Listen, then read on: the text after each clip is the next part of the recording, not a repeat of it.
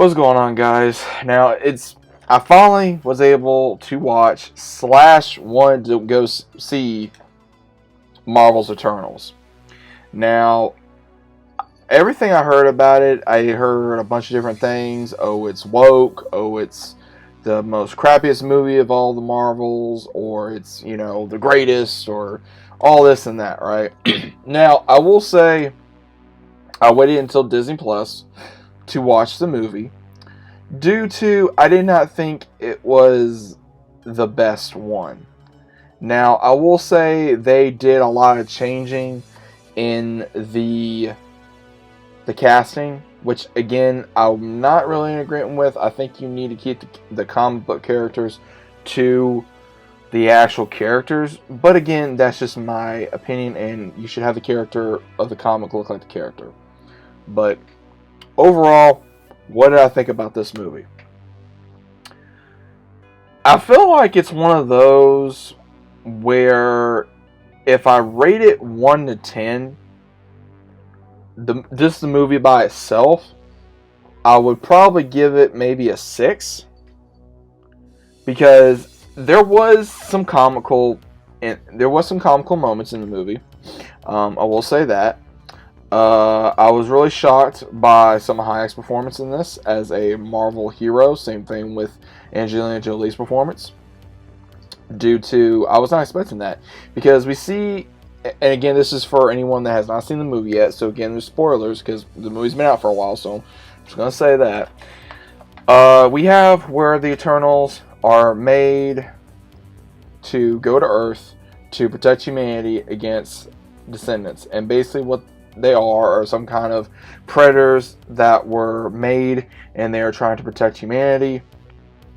Now, what's interesting about all this is we do see in the entirety of the movie going back and forth of not only the present but also the past, and also there throughout the time frame. Now, we do see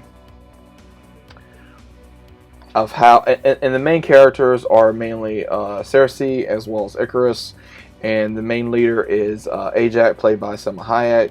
And when they finally do come to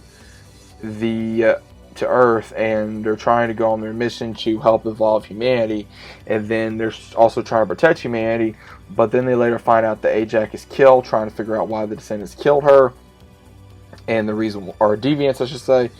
And when they finally figure out, like, okay, this is what's going on, and there's a thing called emergence, who will be in each planet when the population of its inhabitants start getting, I guess, to where the population is enough to where I guess a descendant can, what I'm assuming, what I understand, can destroy that planet and then build other planets and other civilizations, which again is kind of confusing, but at the same time it's kind of interesting, because we have where Astrium is the main, I wouldn't say like the main villain, but at the same time he is the one that created the deviants, and he created the Eternals because he couldn't control the deviants, so he made the Eternals so they could just continue doing his work to do this for out time. And then when they finally figure it out, they try to go up against him. Now, again, this movie was kind of cringe. There was a few like the dance moments with Kingo was cringe. There was a few funny moments with him, I will say that. And again, I'm not a fan of really a lot of these actors or actresses. I'm really not. The main one that I was a fan of is Salma Hayek, and she was not really in the movie a whole lot. She was more in the past presentations of the film. Gemma Chan, who played the main character, Cersei, I think she really shined in this film. I think she was a great character. I think her power was cool. I think the characters that I actually was kind of interested in, shockingly, I was actually interested in Angelina Jolie's character. I'm not a huge fan of hers, but I was actually interested in her character due to how her mind works, and we later figure out that she is the main one that actually remembers everything about their past, because when they do their job, their memories get erased, and then they go on to the next planet. And this has been going on for centuries. And they even explain why they did not get involved into the Thanos war or trying to help humans is because of what they were informed, as well as also, again, which was a lie, because again they wanted humanity to evolve, and eventually they did. Look at what everything humanity's done so far, aka going up against Thanos, going up against Ultron, going up against all these guys, right? But again, the things that I liked about this movie was very low. In all speculation, do I think that this was the worst movie out of the Marvel movies in 2021? That's debatable. I think that this movie, for example, if you have it go up against Spider-Man, Spider-Man's going to win. If you had it go up against Black Widow, Black Widow's going to win. That says a lot right there. But if you have this movie go up against Shang-Chi, Shang-Chi may win that film as well. Again, I don't think that this movie was intended. It was more branched out for other people. They really did a lot of things that Marvel normally does not do. Now, first off, I'm going to say this. I'm not against anything that has to do with any kind of ethnic, religion, any kind of sexual orientation. But at the same time, they had balls putting a gay couple in Marvel Universe, which, again, I don't care about. But at the same time, you don't have to slam anything down our throats. And I was kind of shocked that they really did not do that. Because from what I was hearing, they were doing that, but they actually didn't. And then at the same time, putting a sex scene in the movie as well, which again, I don't think was really needed. But at the same time, again, I'm not the director, and I really don't see a problem with either one of those things. But is this a woke movie? It is, to a point. It is. And I will be the first one to admit that. Now, where does this go for Marvel's Eternals? It can't go further. We did lose 2 characters in this. We actually know 3 characters. Let me rephrase that. We lost 3 characters. 2 got abducted by Aestrom at the very end of the film. It was Phaedos, as well as also Cersei, trying to show that they did not need to destroy planet Earth to create more lives. And what we see is Athena, we see Druid, we see even not Kingo, because Kingo, Sprite, as well as Phaedos, they all decided to stay on Earth.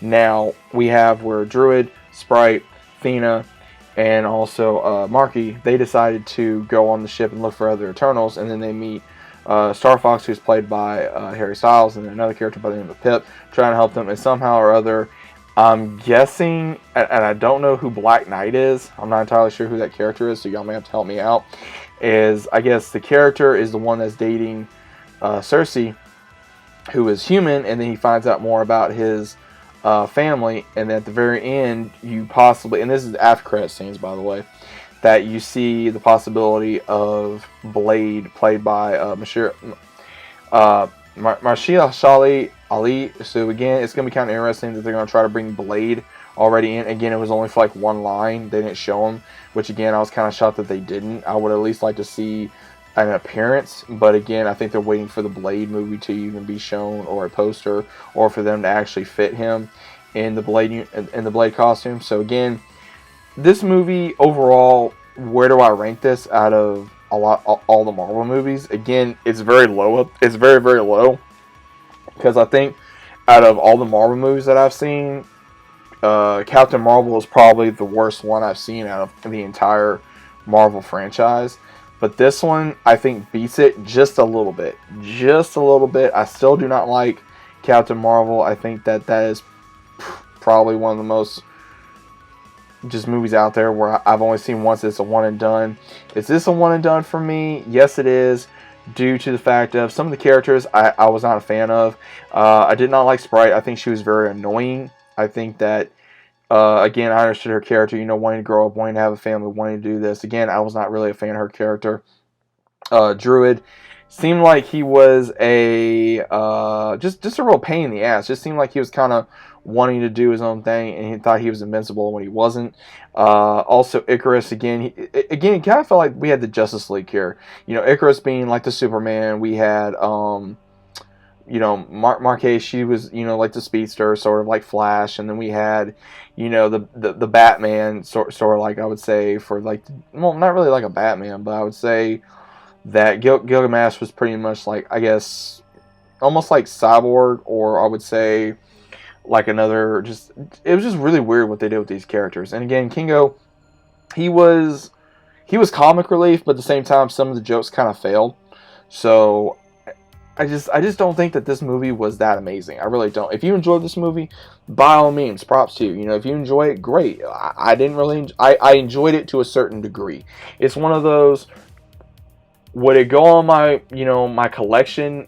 Since it's a Marvel movie, yes. Just like even Captain Marvel would, but at the same time, what I watch, but like, oh man, I gotta rewatch them.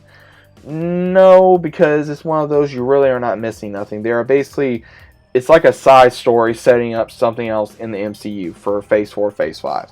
That is the way I look at it. I don't think it's the best movie. I don't think it's the worst movie. But again, that is my opinion at the end of the day. What do you guys think about Marvel's Eternals? Do you think it's a great movie? Do you think it's a B-rated movie, an okay movie, a shitty movie? I personally would like to know. Again, there's a lot of controversy around this film from what I've heard, that this movie is a major flop. And again, I can see the reason why, that I'm surprised it didn't just go straight to Disney Plus, because again, we had Shang-Chi and Black Widow, and from everything I've seen, those movies did better than this movie did. And I'm really shocked that they did not try to go the alternate route with those two movies, to have them go in theaters first and then go to Disney Plus like Marvel's Eternals did. But again, we're, like I've heard so many fans say, and I even tell fans, we're only fans at the end of the day, so what do we know? But at the same time, it's the fans that make you the money, and at the same time, you have to listen to the fans rather than people that actually do not care about these films. So again, those are just my thoughts. What do you guys think about this? Let me know down in the comments down below. If you guys enjoyed it, that's perfectly fine. I'm not hating on this film. I'm not trying to disrespect anyone in this film. I'm not trying to come across anyone in this film. It's just this film was not really for me. I don't think that this was the best film. Like I said, I enjoyed seeing Salma Hayek in something different, especially an MCU role. I've always liked her and liked so many of her films. Angelina Jolie, very shocking that I actually enjoyed her character, due to I'm not really a big fan of hers. I enjoyed Cersei's character. I actually enjoyed Gilgamesh's character. I think his character was rather interesting and funny.